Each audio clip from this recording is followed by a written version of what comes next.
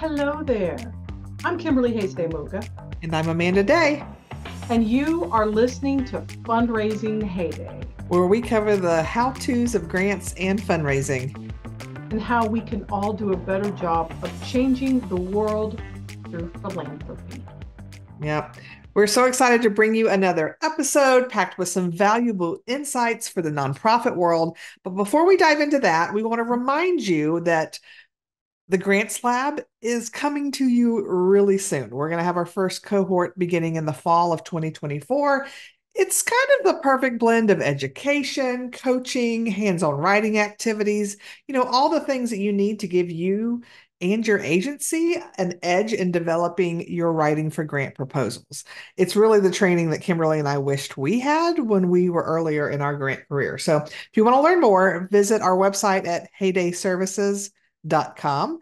We have a training drop-down menu. You can find the Grants Lab there. We plan to open up registration for that first cohort about the middle of June. So if you're listening to this when the episode drops, probably pretty soon it's happening.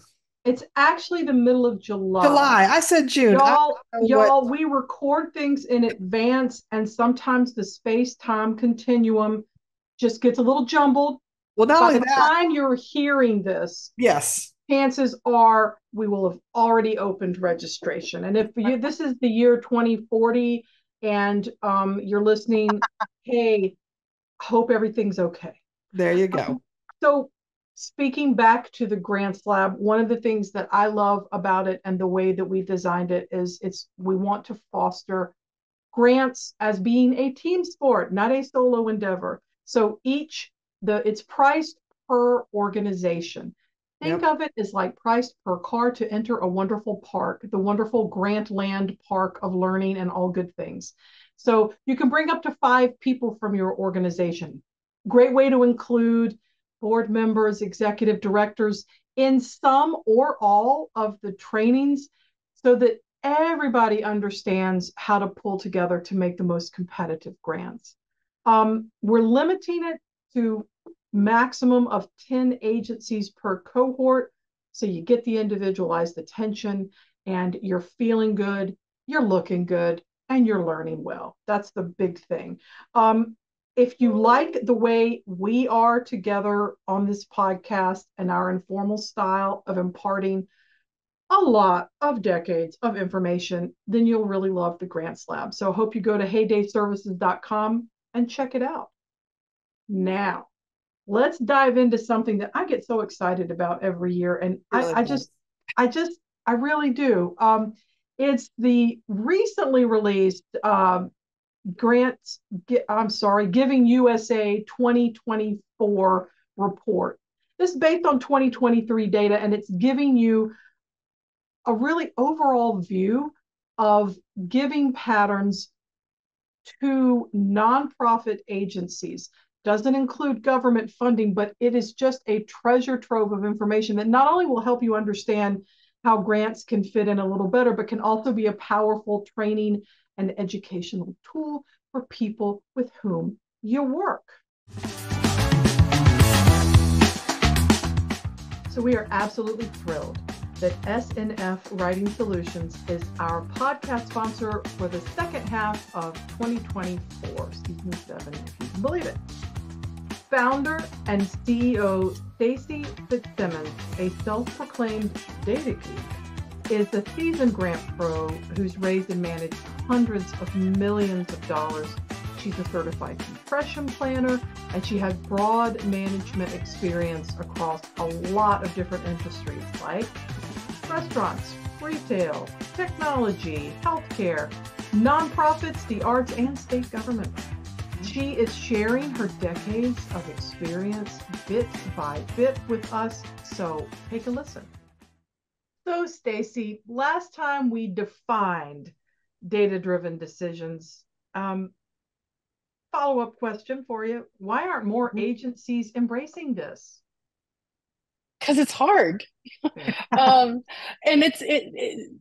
it takes time, I guess, is really what it is. It doesn't always have to be hard, but it does take time. It's more time than just making that snap decision of we want to do this. Okay. So it's going to take a little bit more time, a little bit more effort. And in this day and age of the 15-second decision, it's going to take more than that. So you really have to delve into what information is available to you. What kind of data sets do we have that we can rely on? Do we have survey data of our participants? Do we have a community health needs assessment? Do we know what the Bureau of Labor Statistics says about our workforce? You really have to go out and look at that information, both internal and external, as it relates to what you're trying to decide to do, and then make a decision based on that information that's available to you. So I think the biggest reason why people don't want to do it is that time and effort.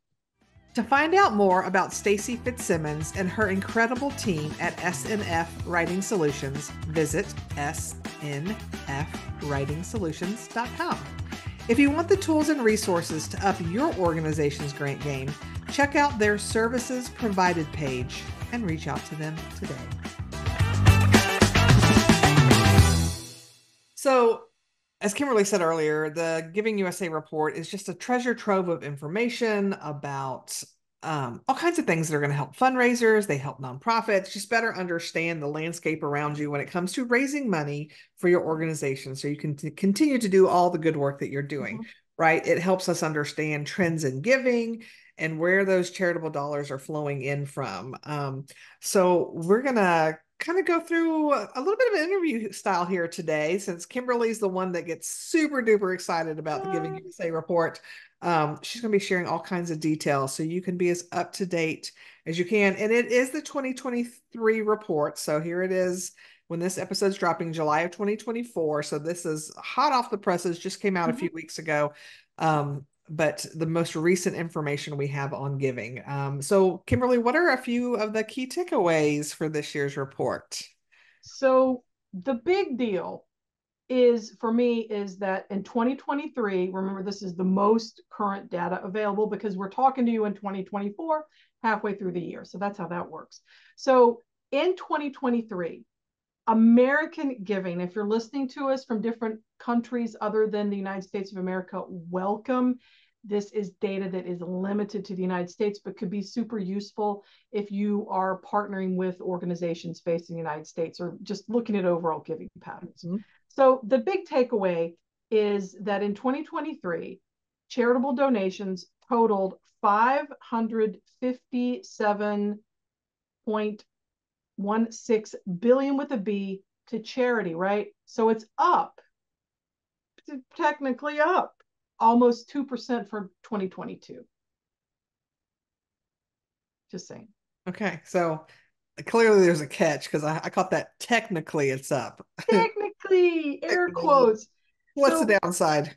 Well, the reality, whether or not it's up or down, the reality is when you adjust for inflation, which was at an average of 4.1 in 2023, it's hopped up higher in years past. So again, we're just starting from a higher place.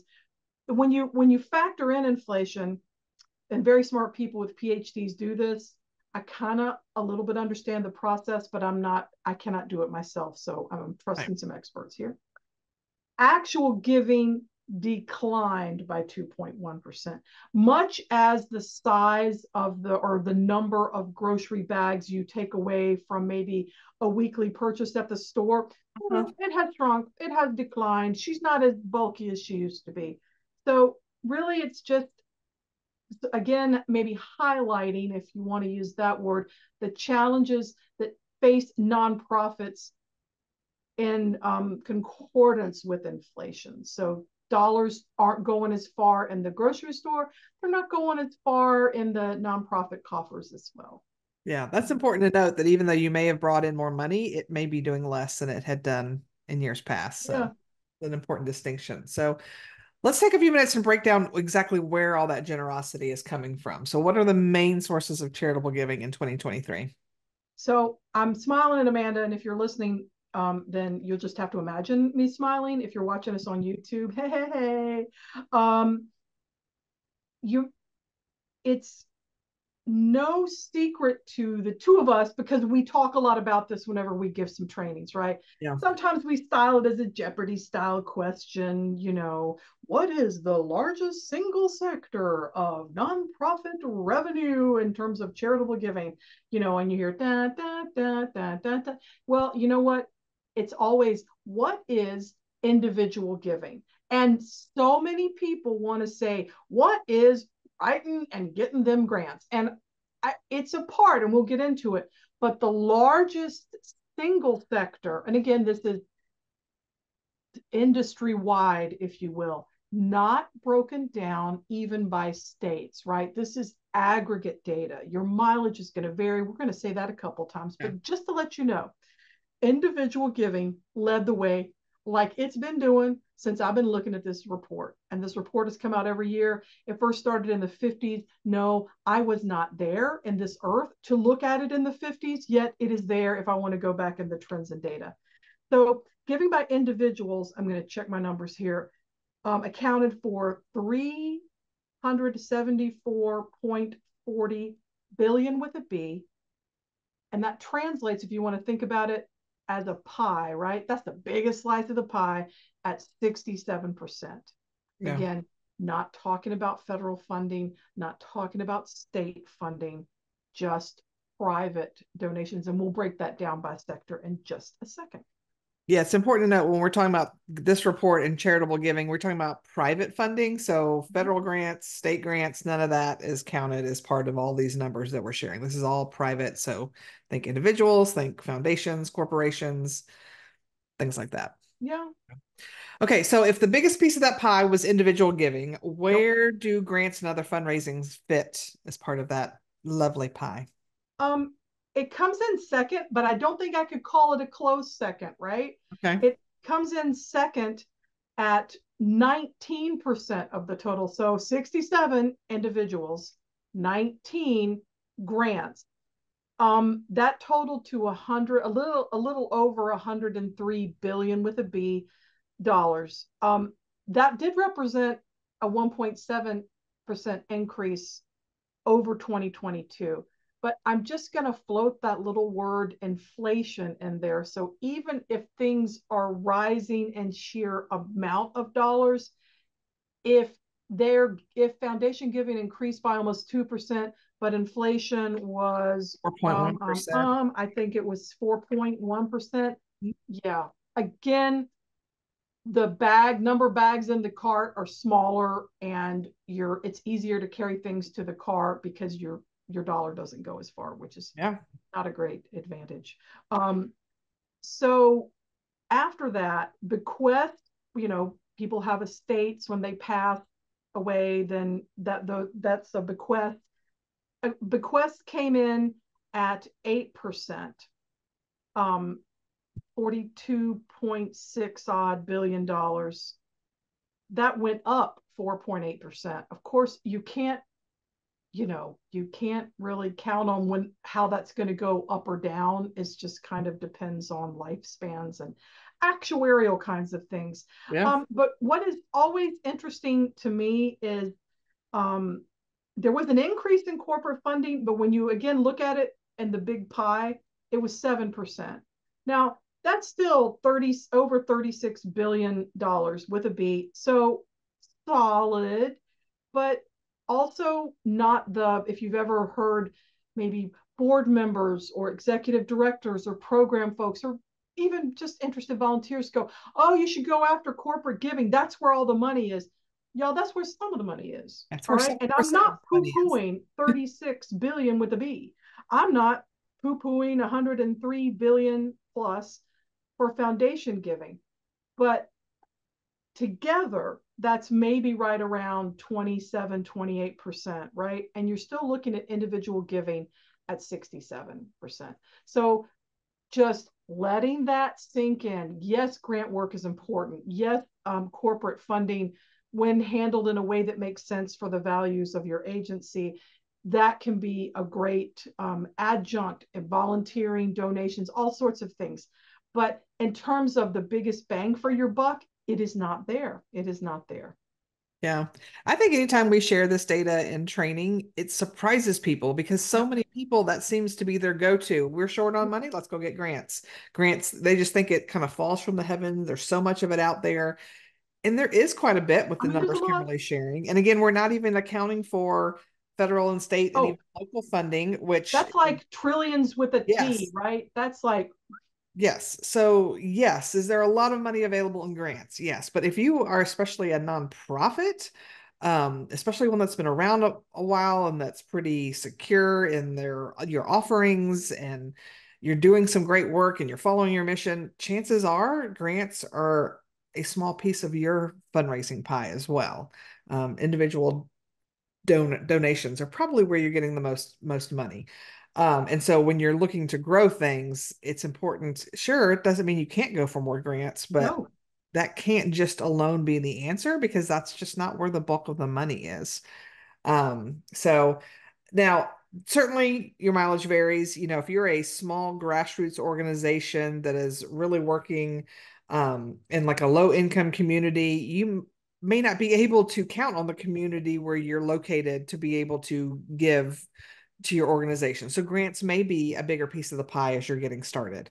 You know, local government agencies, again, because you're probably going after those federal dollars, not necessarily individual, you have more access to that. But I will tell you, even in local governments, even when you're getting a lot of money from the federal government, chances are it's probably still not as big as the revenue you're getting through things like, you know, property taxes, Yeah. um, you know, business license, you know, other things like that. So chances are grants are never the biggest revenue piece that's coming in for your organization, which really is a good thing, right? Because grants are not guaranteed year after year after year. And so you want to make sure you have that. Your portfolio should be diverse and be a Yeah, pie that has all kinds of different slices out of it. So if one goes down, hopefully the other one can go up. this is true. So So you may be wondering then, all right, billions floating around out there, mostly individual, foundation in the distant second, followed by estates and bequests and corporate giving. So where is the money going in terms of like types of organizations or issues being supported? I am here with my numbers. It's very exciting to me. Um, for the bajillionth year, which is a technical term, um, the largest single category or issue that's receiving all this charitable funding continues to be religion.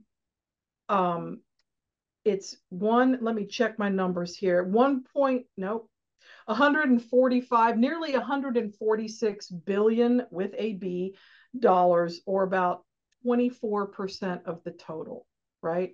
And that the religion category for Giving USA does include churches, um, private, like faith-based, faith-associated communities, schools within those communities, nonprofits that maybe, could be a church food pantry, what yeah, have you. It's a broader category. But I will say that, first of all, it only grew 3.1% from the previous year. Again, if you think about inflation, it barely kept a pace. And this, we're now on a different pie when we're talking about which sectors. So we were in the type of giving pie, and now we're in the sector pie.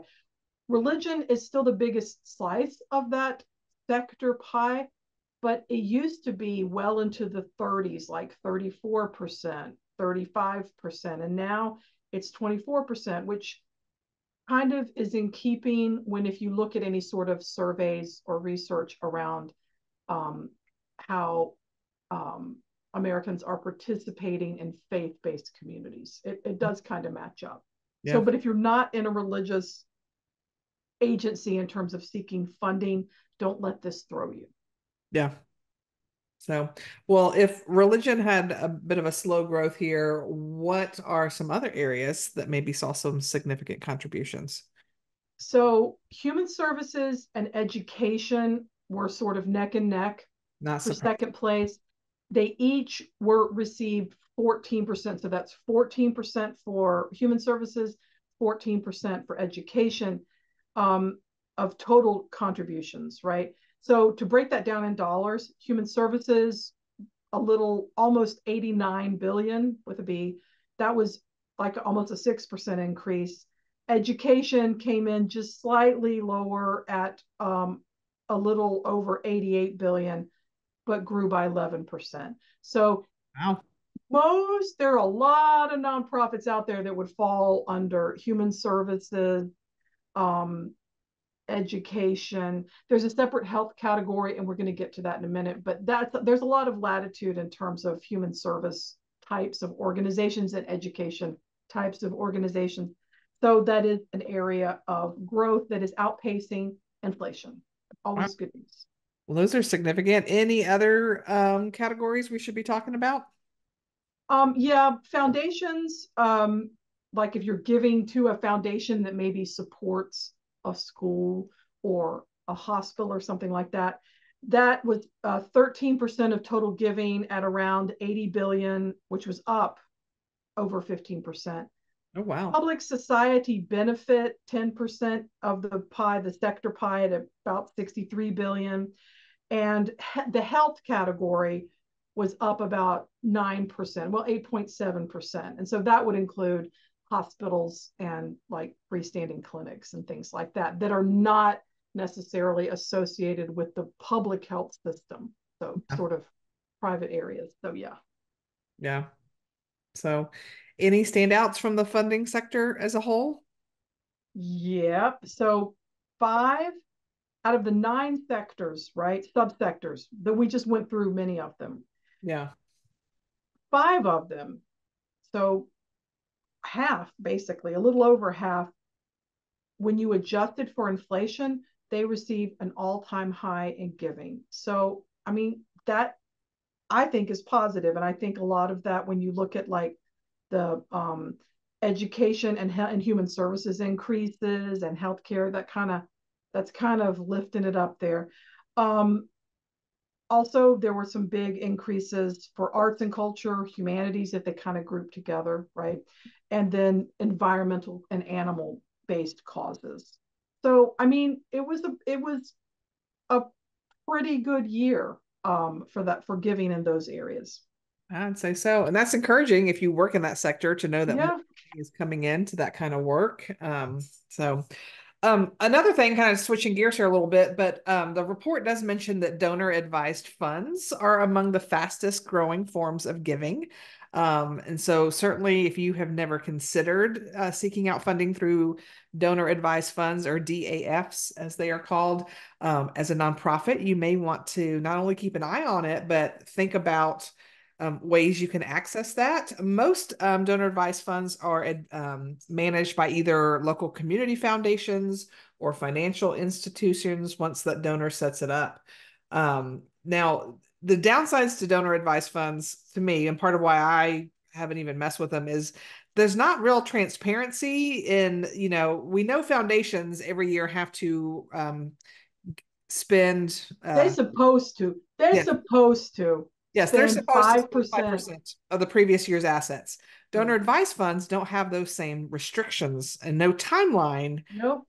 so like someone can set up a donor advised funds, they get all the tax sheltering, and who knows how long it'll sit there before they start pushing that. Especially if it's managed at a financial institution.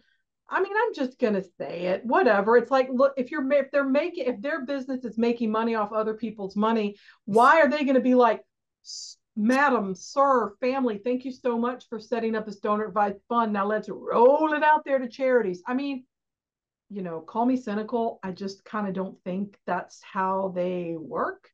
Or at least I think there are unspoken rules around that, but there are no government regulations about this. So yeah, you can have a feel good moment and get a tax break, you meaning if you had the means to do this. Mm-hmm. But then technically the funds are controlled by the managing institution, and it could be a community foundation, and they could have lots of philanthropic advisory programs in place to help you with that.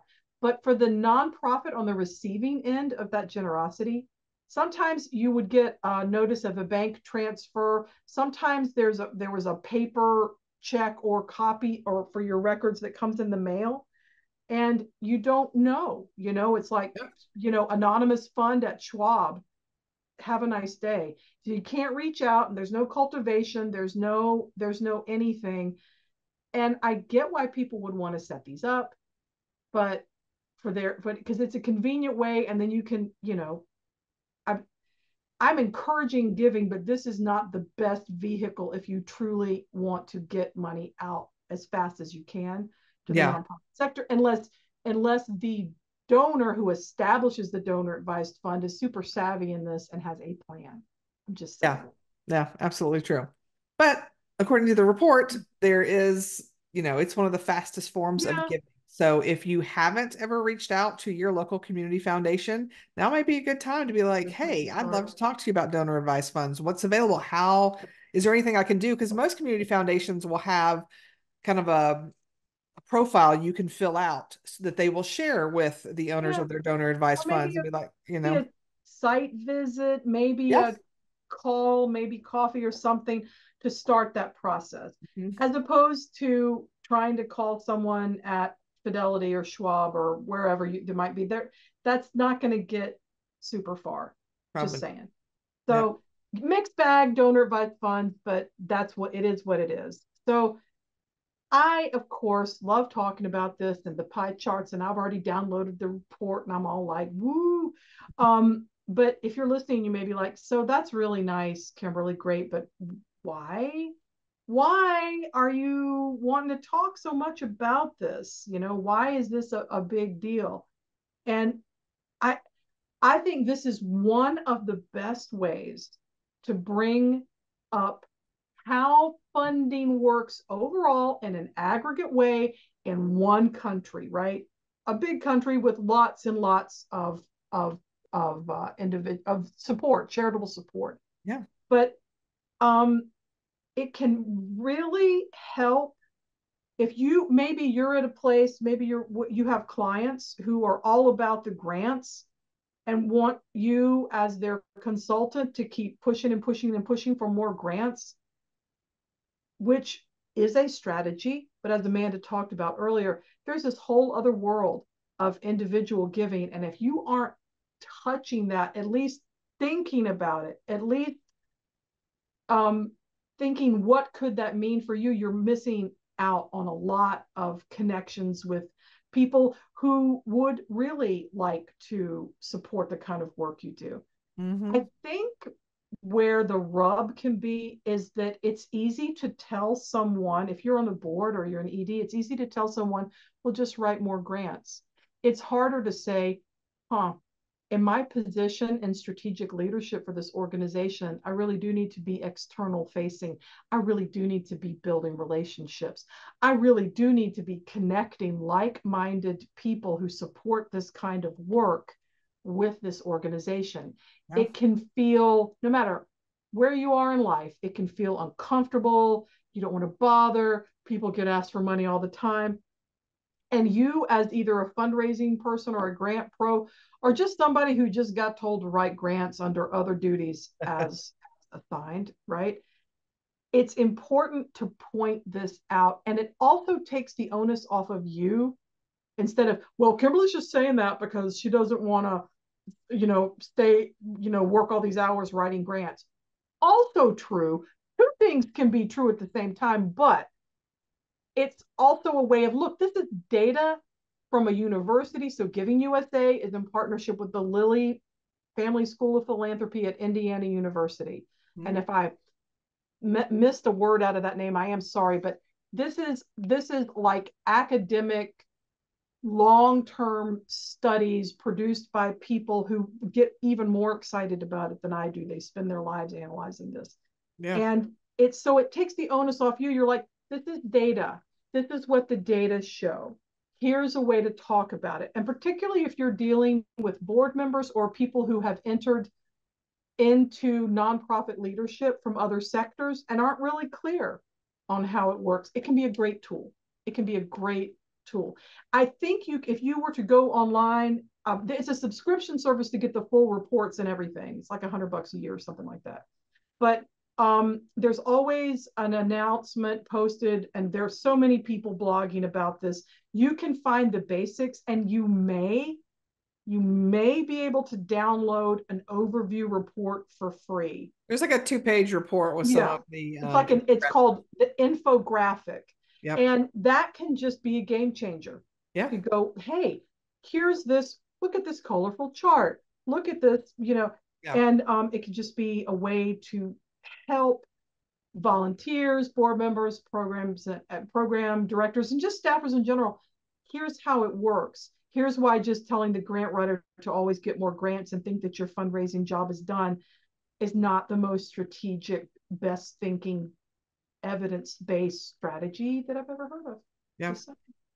That's a good point. Yeah. And here is the part where we do say that, yes, we do understand that every nonprofit is different. Yep. And fundraising mileage may vary depending on where you're located, what type of work you're doing, what your staff situation looks like. There's a million factors involved, right?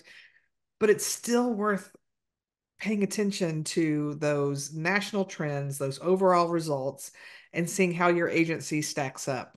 And maybe because there may be things you hadn't thought of before, because it's just you can get so used to doing things the way you've always done them that it doesn't hurt to look at, okay, what are some trends? How is it working for the majority of organizations? Are there things we're missing out on? So, and it's not like we're saying stop getting those grants. No, keep getting those grants. But if you've been missing out on individual giving, then maybe that's a great way for you guys to be able to do more. To at least just deeply consider how it could work. Yes. Again, if you are, and it's also true, I just want to point out there's all sorts of research around this. Grassroots organizations led by Black people, people of color, First Nation, Indigenous folks, they are often overlooked and don't even get as big a share of the grants pie as they certainly deserve. We're not gonna not address that. That's a big problem. And they may not be in the best position to grow some sort of giant individual donors program. And so again, your mileage will vary. But if you are in a different situation than that, or even in that situation, still it's worth taking a look, right? Because 67% of all charitable donations in the United States, again, in the United States, not including government funding, come from individuals. Let's just take that as what do they say, like in TikToks? It's like, this is your reminder to, or this is a sign for you. That's what it is. This is a sign for you to think about individual giving, along with grants, along with other forms of fundraising, as an overall way to better serve your community where you're providing services. Just want to float that out there. And as a writer, I love how you can help tell your story with these kinds of numbers. So don't leave them out. Thanks again to today's sponsor, SNF Writing Solutions.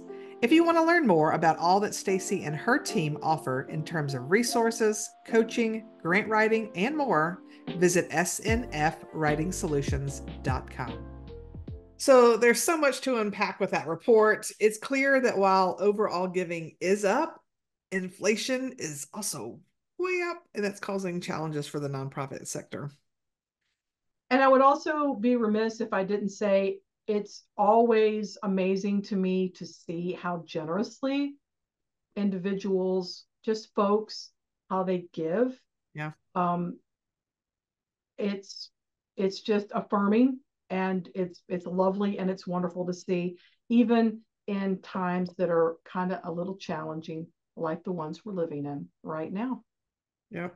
Thank you all for tuning in and diving into the Giving USA 2024 report. Yep. We hope you found it thought-provoking and you see the value in sharing this work with your colleagues as a way to help educate up. Please join us again in 2 weeks. We are going to be discussing how to disrupt the development hierarchy, and warning ahead, grants could be involved. Oh yeah, that's a distinct possibility. We are real thrilled to take on this topic with an exciting guest.